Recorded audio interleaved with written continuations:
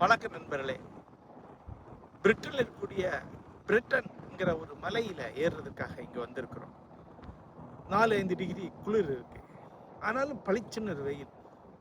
இது குதிரைகளும் ஆடுகளும் மேய்வதற்காக இருக்கக்கூடிய ஊருக்கு பொதுவான ஒரு பெரிய புல்வெளி.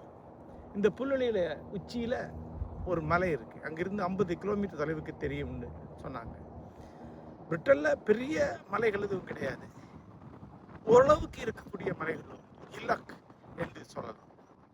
இந்த மலை பகுதிகளில் இங்குள்ள மக்கள் கோடை காலத்திலும் வசந்த காலத்திலும் மட்டுமல்லாமல் இந்த குளிர்காலத்திலும் கூட ஒரு ஹைக்கிங் மாதிரியான குறுகிய மலை ஏற்றம் நிகழ்த்துகிறார்.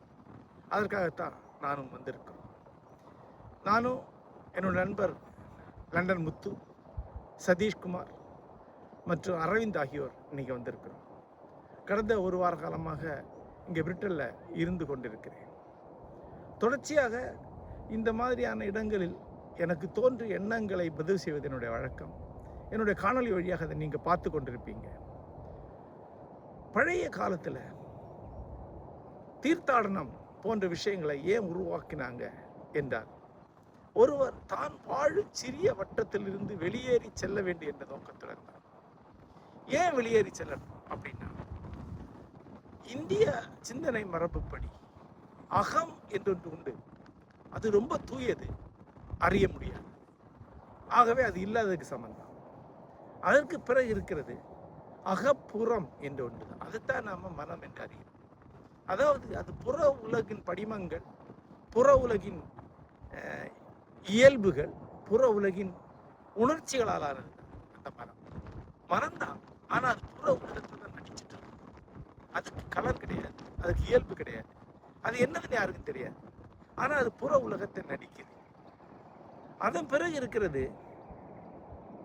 புறம் போலவே இன்னொன்று, அத அகப்புறம் என்று சொல்லுவோம். இந்த அகப்புறம் அது பருப்பொருளானது. ஆனா அது வெறும் பருப்பொருள் கிடையாது. அந்த அகப்புறம், மனம் என்பது அகப்புறம், வெளியே இருக்கிறது புறம். அந்த வெறும் புறம் உண்மையில அகத்தாலானது.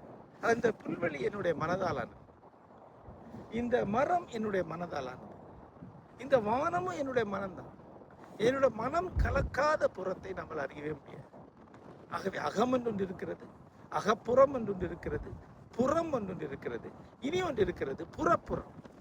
புறப்புறம் என்பது வெறும் பருப்பு, வெறும் ஜடம். அது என்னது நமக்கு தெரியாது, அது நம்ம தெரிஞ்சிக்கவே முடியாது. நம்முடைய மனம் சென்று படியக்கூடிய பொருளை மட்டும்தான் நம்மளால் பார்க்க முடியும். நம்முடைய மனதுடைய அம்சம், நம்முடைய சப்ஜெக்டிவிட்டியுடைய அம்சம், பார்வையாளனுடைய ஒரு அம்சம் இல்லாத ஒரு பொருள் எப்படி இருக்குன்னு நமக்கு தெரிய முடியாது. நம்ம பார்க்காம இருக்க முடியாது, பார்த்தா தானே நமக்கு தெரியும். ஆகவே தூய மனமும் தூய பொருளும் அறிதலுக்கு அப்பாற்பட்டவை. உள்ளம் என்பதும் புற உலகம் என்பதும் ஒன்றுடன் ஒன்று இணைந்தவை, ஒன்று இன்னொன்றை உருவாக்கி கொள்ளக்கூடியவை. புற உலகம் மனதை உருவாக்குகிறது, மனம் புற உலகை உருவாக்குகிறது. ஆகவே இந்த மாதிரியான பயணங்கள் வழியாக நாம் என்ன செய்கிறோம்னா, நம்மளோட மனதை மறு கட்டமைப்பு செய்கிறோம், மனதை திருப்பி உருவாக்கி கொள்கிறோம், மனதை திருப்பி சமைத்து கொள்கிறோம். நம்ம ஒரு குறிப்பிட்ட கிராமத்தில் குறிப்பிட்ட வாழ்க்கையில் திரும்ப திரும்ப வாழ்ந்தோம் என்றால் நம்முடைய மனம் குறிப்பிட்ட சில பொருட்களால் ஆனதாக இருக்கிறது. நாம் புதிய இடத்துக்கு செல்லும்போது நம்முடைய மனம் முதல்ல ஒரு அதிர்ச்சியை, ஒரு நிலைகுலைவை, ஒரு பரவசத்தை அடைகிறது. மெல்ல மெல்ல அந்த புறப்பொருளை உள்ளிழுத்து தன்னை பெரிதாக்கி கொள்கிறது. அதன் வழியாக மனம் மறுபிறப்பு அடைகிறது, மனம் ஒரு புதிய தொடக்கத்தை அடைகிறது. அதே போல நம்முடைய மனதை நாம் பொருட்கள் மேலே போட்டு போட்டு போட்டு வெளியே இருக்கக்கூடிய பொருட்கள்லாம் ஒரு குறிப்பிட்ட வகையாக மட்டும்தான் நமக்கு தெரியும். நம்ம வெளியே உலகத்துக்கு போய் புதிய இடத்தை பார்க்கும்போது, நம்முடைய உள்ள அங்கு படியும் போது அங்கு இருக்கக்கூடிய பொருள் முற்றிலும் புதிய ஒன்றாக நமக்கு தெரிகிறது. முதல் முறையாக கடலை பார்க்கக்கூடிய வட இந்தியனுக்கு அவனுடைய உள்ளம் விரிவடைகிறது, கடலுக்கு புதிய பொருள் கிடைக்கிறது. முதல் முறையாக இமயமலையை பார்க்குறவனுக்கு, ஒரு சவுத் இந்தியனுக்கு, அவனுடைய உள்ளம் விரிவடைகிறது, இமயமலை புதிதாக பிறந்து வருகிறது. இவ்வாறு ஒரு வாழ்க்கைக்குள் தன்னை தொடர்ந்து புதுப்பித்துக் கொண்டே இருப்பதற்காகத்தான் பயணங்களை சொல்கிறார். அகம் என்று நாம் சொல்லக்கூடிய அந்த அகப்புறம் விரிவடைய வேண்டும். புறம் என்று நாம் சொல்லக்கூடிய அந்த பருப்பொருள் வெளி உள்ள உள்ளம் கலந்த வெளி விரிவடைய வேண்டும். தொடர்ச்சியாக இந்த விரிவடைதலுக்காகத்தான் பழைய காலத்தில் பயணங்களை முன்வைக்கிறாங்க. அந்த பயணத்தை இறை பக்தியுடன் நினைத்து செய்யும்போது தான் அவனுக்கு நிறைவும் தான் பயனுள்ள ஒன்றை செய்தோம் என்ற எண்ணமும் உருவாகிறது. ஆகவே தான் பயணங்களை சொல்கிறாங்க. அப்படி தீர்த்தாடனங்கள் செல்லும்போது பெரும் கும்பலாக போகிறது. ஊரில் நீங்கள் என்ன பண்ணிட்டு இருக்கீங்களோ அதையே அங்கே போய் பண்ணுறது, அதாவது ஊரையே அப்படியே பேத்து எடுத்துட்டு போகிறது, அது பயணம் ஆகும். நீங்கள் போகிற இடத்துல அந்த புறப்பொருளை உங்கள் அகம் சந்திக்கக்கூடிய அந்த அதிர்ச்சி நிகழும். அப்போ உடன் வருபவர் அதே உணர்வை பங்கு வைக்கக்கூடிய சிறு கூட்டமாக தான் இருக்கும். புதிய வாழ்க்கையில் நீங்கள் உங்களை பொருத்திக்கணும். புதிய வகையான ஒரு வாழ்க்கையை நீங்கள் அடையணும். அந்த பொருள் வய பிரபஞ்சம் புத்தம் புதிதாக மாறி உங்களை வந்து அடையணும். நீங்கள் சிறுவில்லிபுத்தூர்ல இருந்து கிளம்புறீங்க, சிறுவில்லிபுத்தூரையே இமயமலையில் உருவாக்கிக்கிட்டீங்கன்னா நீங்கள் பயணமே போகலை.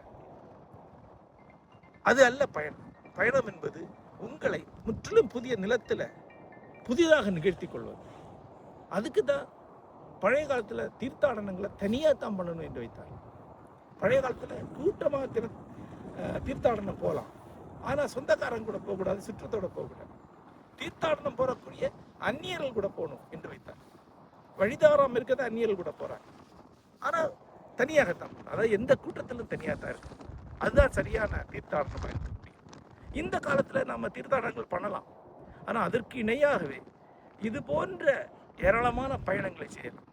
இந்த பயணங்களை எல்லாம் ஒரு வகையான ஆன்மீக பயணங்களாக, அக பயணங்களாக நாம் மாற்றிக்கொள்ள முடியும்.